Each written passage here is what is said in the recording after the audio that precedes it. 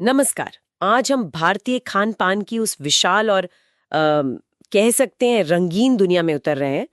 इस पे बात करना हमेशा ही मुझे तो बहुत दिलचस्प लगता है। हाँ बिल्कुल। हमारे हाथ एक ऐसी हैंडबुक लगी है जो भारतीय व्यंजनों पर एक गहरी नजर डालती है। मतलब सामग्री से लेकर इतिहास, मशहूर पकवान और भी बहुत कुछ। हाँ, और ये सिर्फ रेसिपी की लिस्ट नहीं है, सही कहा आपने। ये तो उस संस्कृति, इतिहास और यहाँ तक कि विज्ञान को समझने का दरवाजा है जो हमारे भोजन के पीछे छिपा। हाँ, इसमें खान पान से जुड़ी आदतें, मान्यताएं, बनाने के तरीके सब कुछ शामिल है। तो हमारा इरादा है कि इस जानकारी के सागर से कुछ सबसे रोचक और शायद हैरान करने वाली बातें निकालें और उन पर थोड़ी विस्तार से बात करें। जरूर। तो कहाँ से शुरू करें? शायद भारत की अपनी विविधता से। सोचिए, 18 आधिकारिक भाषाएं, 1600 से ज्यादा बोलियां, कमाल है। 80% से ज्यादा हिंदी आबादी, 12% मुस्लिम, और ये आंकड़ा इसे दुनिया का तीसरा सबसे बड़ा मुस्लिम देश बनाता है। और फिर ईसाई, सिख, पारसी, जैन, बौद्ध, यहूदी, कितने ही समुदाय। और ये विविधता, जैसा आपने कहा, सीधे सीधे हमारी थाली में उतर आती है। एक आम सोच है ना कि ज्यादातर भारतीय शाकाहारी होते हैं। हाँ, ये धारणा तो बहुत आम है। पर स्रोत बताते हैं कि ऐसा पूरी तरह सच नहीं है। मतलब पूरी तरह शाकाहारी जो मुख्यतः हिंदू और जैन धर्म के अनुयायी हैं, वो करीब 39% ही हैं। अच्छा। बहुत से लोग ऐसे हैं जो बस कुछ खास धार्मिक मौकों पर या उपवास के दौरान ही मांस मछली से परहेज करते हैं। और ये आदतें सिर्फ वेज नॉन वेज तक ही सीमित नहीं है ना? स्रोत में आयुर्वेद और यूनानी चिकित्सा पद्धतियों के असर का भी जिक्र है। बिल्कुल, कि क्या खाना चाहिए, कब खाना चाहिए, कैसे, और साथ ही हर इलाके की अपनी मान्यताएं भी हैं, वो भी खान पान पर असर डालती हैं। लगा कि जो चीजें आज हमारी रसोई की पहचान है वो हमेशा से यहाँ थी ही नहीं। हाँ, जैसे आलू, टमाटर और मिर्च। सोचिए, ये चीजें पुर्तगालियों के साथ भारत पहुंची। ये तो वाकई सोचने वाली बात है कि कैसे बाहर से आई चीजें स्थानीय व्यंजनों में इस कदर रच बस गईं कि आज उनके बिना मतलब कई पकवान अधूरे लगते हैं। बिल्कुल। मिर्च का ही उदाहरण लें, आंध्र प्रदेश का खाना, उसमें इमली और गोंगूरा, वो जो खट्टी पत्तियां होती हैं, उसके साथ मिर्च का क्या जोरदार इस्तेमाल होता है। हाँ, वही तो उसे वो खास खट्टा तीखापन देता है। वही उसका चरित्र है। और दूसरी तरफ देखिए, कश्मीरी मिर्च है। नाम से लगता है तीखी होगी। हाँ, लगता तो है, पर असल में रंग ज्यादा देती है और तीखापन कम होता है। सही। और फिर वो चीजें हैं जो यहीं की मिट्टी की देन है, जिनका जिक्र सदियों पुराने ग्रंथों में है, जैसे हल्दी। हल्दी तो खैर आयुर्वेदिक ग्रंथों में इसे भद्र यानी शुभ और हरिद्रा यानी भगवान कृष्ण को प्रिय कहा गया है। इसका धार्मिक और औषधीय महत्व तो हम सब जानते ही हैं। हाँ बिल्कुल। या फिर इलायची ले लीजिए, इसे गरम मसालों में गिना जाता है, गरम मसाले का जरूरी हिस्सा है। स्रोत में एक 16वीं सदी के लेखक गार्सिया दे ओल्टा का जिक्र है। उन्होंने लिखा था कि भारतीय इसे सांस की दुर्गंध मिटाने के लिए चबाते थे। अच्छा, ये तो नई बात है। और इसी से जुड़ा एक और मसाला है हींग, एसाफेटिडा। इसका भी एक खास इस्तेमाल है। हाँ, हींग तो बहुत सी सब्जियों में डलती है। हाँ, पर स्रोत बताते हैं कि जैन समुदाय, कुछ रूढ़िवादी ब्राह्मण और तपस्वी इसे अक्सर प्याज और लहसुन के विकल्प के तौर पे इस्तेमाल करते हैं। वो क्योंकि वो लोग प्याज लहसुन नहीं खाते। बिल्कुल, पारंपरिक मान्यताओं के चलते वो परहेज करते हैं। और दिलचस्प बात यह है कि लहसुन का जिक्र तो वेदों में भी नहीं मिलता। शायद उसके तीखेपन या गंध की वजह से उसे पवित्र कामों के लिए ठीक नहीं माना गया होगा। ये सब जानना कितना रोचक है। अच्छा, सामग्री की इस यात्रा से आगे बढ़कर अगर कुछ मशहूर व्यंजनों की बात करें तो उनकी भी अपनी अपनी कहानियां हैं। हाँ, जैसे बिरयानी, नाम लेते ही खैर, लेकिन स्रोत लखनऊ की पक्की बिरयानी और हैदराबाद की कच्ची गोश्त की बिरयानी के बीच के अहम फर्क को बताते हैं। ये सिर्फ नाम का फर्क नहीं है, क्यों? नहीं, बिल्कुल नहीं। ये उनके बनाने के तरीके का फर्क है और वो फर्क स्वाद में भी झलकता है। कैसे? जैसा कि स्रोत बताते हैं, लखनवी या अवधी स्टाइल में मांस को पहले पका लिया जाता है, फिर उसे अधपके चावल के साथ परतों में लगाकर दम पर मतलब धीमी आंच पर पकाते हैं। इसीलिए इसे पक्की कहते हैं। अच्छा, क्योंकि मांस पहले से पका हुआ है। हाँ। वहीं हैदराबादी स्टाइल में कच्चे मैरिनेट किए हुए मांस को ही अधपके चावल के साथ बर्तन में परत लगाकर सील बंद करके एक साथ दम पे पकाते हैं। इसीलिए ये कच्ची बिरयानी कहलाती है। ओहो, मतलब बिल्कुल ही अलग तरीका है बनाने का। हाँ। और हैदराबादी बिरयानी की एक और खासियत है पुदीने का इस्तेमाल। वो एक अलग ताजगी देता है। स्रोत में एक रहस्यमयी पोटली मसाले का भी जिक्र है। कहते हैं उसमें पत्थर का फूल, लाइकेन जैसी चीजें हो सकती हैं जो एक खास खुशबू देती हैं। पत्थर का फूल, ये क्या होता है? ये तो बड़ा अनोखा लग रहा है। तो अनोखा, लेकिन इसका इस्तेमाल सिर्फ बिरयानी तक ही नहीं है। स्रोत बताते हैं कि यही पत्थर का फूल, जिसे डगर फूल भी कहते हैं, महाराष्ट्र के प्रसिद्ध कांदा लहसुन मसाले का भी एक जरूरी हिस्सा है। अच्छा। तो ये दिखाता है कि कैसे एक ही चीज अलग अलग क्षेत्रों में व्यंजनों को अपना अनूठा रंग रूप देती है। वाह। अब एक और बहुत ही मशहूर डिश की बात करते हैं, बटर चिकन। हाँ ज्यादातर लोग क्या सोचते हैं कि ये मुगलों की देन है, हाँ कोई शाही पकवान। हाँ, यही आम धारणा है। लेकिन स्रोत तो कुछ और ही कहानी बताते हैं। हाँ। ऐसा लगता है कि इसका इतिहास दिल्ली से जुड़ा है, और वो भी विभाजन के बाद। बिल्कुल, और कहानी काफी रोचक है। स्रोत बताते हैं कि दिल्ली के मोती महल रेस्टोरेंट में, जिसके संस्थापक कुंदन लाल गुजराल विभाजन के बाद पेशावर से दिल्ली आए थे, ये डिश संयोग से बनी। संयोग से? कैसे? हुआ यूं कि एक रात रेस्टोरेंट में उम्मीद से ज्यादा मेहमान आ गए और तंदूरी चिकन कम पड़ने लगा। ओ, तब क्या किया? तब वहां के रसोइयों ने, जिनका नाम मुंशीराम और सहायक मदन और हंसराज बताया जाता है, उन्होंने बचे हुए तंदूरी चिकन के टुकड़ों को टमाटर, मक्खन और क्रीम से बनी एक फटाफट ग्रेवी में डालकर परोस दिया। बस ऐसे ही? हाँ, और मेहमानों को ये इतनी पसंद आई कि ये रेस्टोरेंट के मेन्यू का हिस्सा बन गई और फिर तो पूरी दुनिया में मशहूर हो गई। कमाल है। यानी ये जरूरत और कह सकते हैं जुगाड़ की उपज थी, न कि किसी पुरानी शाही रसोई की रेसिपी। ये जानना तो वाकई दिलचस्प है ना? इसी तरह इडली को देखें। दक्षिण भारत का इतना लोकप्रिय नाश्ता उबले चावल और उड़द दाल के खमीर उठे घोल से बनता है। कितना साधारण लगता है, पर क्या इसका इतिहास भी उतना ही साधारण है? जरा भी नहीं। स्रोत हमें बताते हैं कि इडली का इतिहास बहुत बहुत पुराना है। कितना पुराना? 920 ईस्वी का एक कन्नड़ ग्रंथ है वड्डाराधने। उसमें इडली गे नाम के एक व्यंजन का जिक्र मिलता है जो उड़द दाल के घोल से बनता था। 920 ईस्वी? हाँ। फिर 1130 ईस्वी का एक संस्कृत ग्रंथ है मानोसोल्लास। उसमें इद्दारिका का वर्णन है, वो भी उड़द दाल से ही बनती थी। मतलब आज हम जिस इडली को जानते हैं उसके पूर्वज 1000 साल से भी ज्यादा समय से मौजूद हैं। ये तो अद्भुत है। ये दिखाता है कि हमारे खानपान में कितनी गहराई, कितनी निरंतरता है। सही बात है। तो हमने देखा कि कैसे सामग्री की यात्रा और व्यंजनों की कहानियां भारतीय खानपान की परतें खोलती हैं। अब जरा देश के अलग अलग कोनों में झांकते हैं।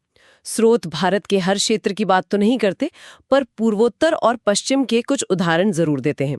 जैसे असम का खानपान, क्या खास है वहाँ? असम के खाने की सबसे बड़ी खासियत, जैसा स्रोत बताते हैं, वो है मसालों का बैलेंस्ड इस्तेमाल। मतलब मसाले खाने के असली स्वाद को दबाते नहीं, बल्कि उसे निखारते हैं। अच्छा। वहाँ चावल की कई किस्में मिलती हैं, जैसे जोहा, एक छोटा काला खुशबूदार चावल, और एक बहुत ही अनोखी किस्म है कुमोल साउल। कुमोल साउल, ये क्या है? ये असल में पहले से पकाकर, सुखाकर छिलका उतारा हुआ चावल होता है, जिसे खाने के लिए सिर्फ गर्म पानी में भिगोना काफी है। सोचिए। अरे वाह, ये तो बहुत सुविधाजनक हुआ। हाँ, नाश्ते में या बच्चों को खिलाने के लिए बहुत इस्तेमाल होता है। और स्रोत में किण्वित मतलब फर्मेंटेड चीजों का भी काफी जिक्र है असम के संदर्भ में। हाँ, किण्वन यानी फर्मेंटेशन असमिया रसोई का एक अहम हिस्सा है। किण्वित बांस की कोंपलें, फर्मेंटेड बैम्बू शूट्स, उनका इस्तेमाल सब्जियों, मांस, अचार, चटनी में होता है। वो एक खास खट्टापन और स्वाद जोड़ता है। यहाँ तक कि चाय की पत्तियों को भी किण्वित करके अचार या सलाद की तरह खाया जाता है। चाय की पत्तियां अचार की तरह। हाँ, और जाहिर है दुनिया की सबसे तीखी मिर्चों में गिनी जाने वाली भूत जोलोकिया भी असम की ही देन है। ओहो, भूत जोलोकिया। उसे वहाँ चटनी, अचार और खासकर पोर्क या किण्वित मछली के साथ खाया जाता है। और किण्वन का इस्तेमाल चावल से पारंपरिक बियर बनाने में भी होता है, जैसे अपोंग, जौ, बिशी वगैरह, जिनमें स्थानीय जड़ी बूटियों का भी प्रयोग होता है। पूर्वोत्तर के उस हरे भरे माहौल से निकलकर अब रेगिस्तानी राजस्थान की ओर चलते हैं। यहाँ का नाम सुनते ही दाल बाटी चूरमा याद आता है। इसकी कहानी भी काफी दिलचस्प बताई गई है स्रोत में। हाँ, कहानी इसे युद्ध के मैदान से जोड़ती है। कहा जाता है कि 8वीं सदी में मेवाड़ के सैनिक युद्ध के समय आटे की मोटी गोल लोइयां यानी बाटी बनाकर उन्हें रेगिस्तान की गर्म रेत में दबाकर सेक लेते थे। रेत में? हाँ, रेत में। बाद में जब शांति का समय आया तो इसे घी में डुबोकर दाल और चूरमा के साथ परोसा जाने लगा। और चूरमा, ये क्या चीज है? चूरमा असल में सिकी हुई बाटी को ही कूटकर या पीसकर बनाते हैं। फिर उसमें भरपूर घी, चीनी या गुड़ और मेवे मिलाए जाते हैं। अच्छा। तो ये पूरा कॉम्बिनेशन, मसालेदार दाल, घी में डूबी बाटी और मीठा चूरमा, अपने आप में एक पूरा और पौष्टिक भोजन बन जाता है, जो उस क्षेत्र की जीवन शैली के अनुकूल है। बिल्कुल। राजस्थान के खानपान पर वहाँ की भौगोलिक परिस्थितियों का गहरा असर दिखता है ना? पानी की कमी, रेगिस्तान। बिल्कुल। स्रोत इस बात पर जोर देते हैं, रेगिस्तानी इलाका होने के कारण पानी की कमी रहती है, तो यहाँ ऐसी सब्जियां और अनाज इस्तेमाल होते हैं जो कम पानी में उगते हैं, जैसे केर, एक तरह की खट्टी बेरी, और सांगरी, खेजड़ी पेड़ की फलियां। हाँ, केर सांगरी की सब्जी तो बहुत मशहूर है। बहुत। पानी की कमी की वजह से ही यहाँ दूध, दही और खासकर घी का इस्तेमाल बहुत ज्यादा होता है। घी न केवल स्वाद बढ़ाता है, बल्कि भोजन को लंबे समय तक ठीक रखने में भी मदद करता है। और मिर्च? हाँ, मिर्च का तीखापन भी राजस्थानी खाने की पहचान है, जो शायद तेज गर्मी से लड़ने और भोजन को संरक्षित करने का एक और तरीका रहा होगा। तो हमने देखा कि कैसे क्षेत्र की अपनी उपज और जरूरतें वहाँ के खानपान को आकार देती हैं। अब अगर बाहरी प्रभावों की बात करें तो स्रोत ब्रिटिश राज के असर का भी जिक्र करते हैं। करी शब्द, इसको लेकर काफी बहस रही है, लेकिन दुनिया भर में ये भारतीय खाने का पर्याय बन गया। हाँ, और ये दिलचस्प है कि कुछ अंग्रेज, जैसे कर्नल केनी हर्बर्ट, जो वाइवर नाम से लिखते थे, वो करी बनाने को एक गंभीर कला मानते थे। उन्होंने इस पर विस्तार से लिखा भी। अच्छा। इसी दौर में एंग्लो इंडियन समुदाय और उनके अनूठे खानपान का विकास हुआ, जिसमें भारतीय मसाले और यूरोपीय टेक्निक का मेल दिखता है। स्रोत में कंट्री कैप्टन, जो एक तरह की चिकन करी है, या केटगिरी, मछली और चावल की खिचड़ी जैसा व्यंजन जिसे अंग्रेज नाश्ते में खाते थे, जैसे व्यंजनों का जिक्र है। ये इसी फ्यूजन के उदाहरण है। बिल्कुल। और पुर्तगालियों का प्रभाव, हमने आलू, टमाटर, मिर्च की बात तो की, लेकिन गोवा में उनका असर और भी गहरा दिखता है, खासकर विंदालू में। हाँ, विंदालू की कहानी दिलचस्प है। स्रोत बताते हैं कि ये पुर्तगाली डिश कार्ने दे विना दे अल्होस से प्रेरित है। कार्ने दे विना दे अल्होस, इसका मतलब क्या हुआ? इसका मतलब होता है सिरके, वाइन विनेगर और लहसुन में मैरिनेट किया हुआ मांस, आमतौर पर पोर्क। जब ये गोवा आया तो स्थानीय लोगों ने इसे अपने अंदाज में ढाल लिया। कैसे ढाला? क्या बदलाव किए? सबसे बड़ा बदलाव था वाइन विनेगर की जगह ताड़ी सिरका, टॉडी विनेगर का इस्तेमाल, जो नारियल के रस से बनता है और गोवा में आसानी से मिलता था। अच्छा, लोकल चीज इस्तेमाल की। हाँ, साथ ही इसमें कश्मीरी मिर्च डाली गई, जिसने इसे तीखापन और वो गहरा लाल रंग दिया, और दूसरे भारतीय मसाले भी जोड़े गए। नारियल का इस्तेमाल तो गोवा के खाने की पहचान है ही, चाहे वो करी में दूध के रूप में हो या सिरके के रूप में। और पोर्क और बीफ का चलन भी गोवा के कैथोलिक समुदाय में पुर्तगाली प्रभाव को ही दिखाता है। सही बात है। खानपान सिर्फ स्वाद और सामग्री तक ही सीमित नहीं है ना, ये हमारी परंपराओं और मान्यताओं से भी गहराई से जुड़ा है। स्रोत उपवास की प्रथा का जिक्र करते हैं, जो भारत में बहुत आम है। हाँ, बिल्कुल। हिंदू धर्म में चंद्रमा की कलाओं के अनुसार एकादशी जैसे व्रत या नवरात्रि जैसे त्योहारों पर रखे जाने वाले उपवास आम है। वही जैन धर्म में उपवास के नियम और भी ज्यादा विस्तृत और कह सकते हैं कड़े हैं।